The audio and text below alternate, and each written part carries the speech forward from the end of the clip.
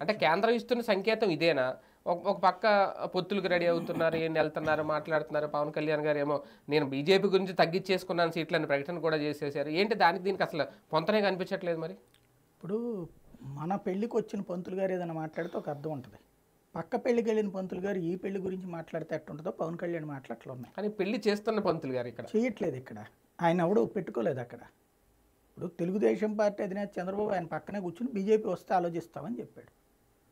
Bharatiya Janata party నాయకత్వం ఇప్పటిదాకా పిలవాల.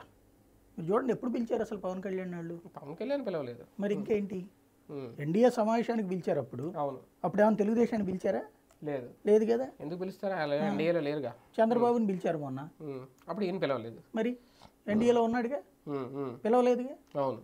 ఈయన ఎప్పుడైతే తెలుగుదేశం కోసం భారతీయ జనతా పార్టీని తొక్కేస్తున్నాడని అర్థమైందో ఎంతవరకు ప్రయారిటీ ఇవ్వాలో అంతవరకే ఇస్తున్నారు వాళ్ళు.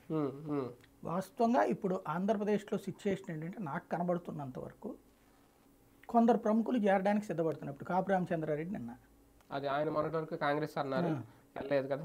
వెనక్కి వచ్చాడు కదా. ఆయనకి రేపు మేబీ ఎంపీ సీటు కన్ఫామ్ అవుతుంది అక్కడ.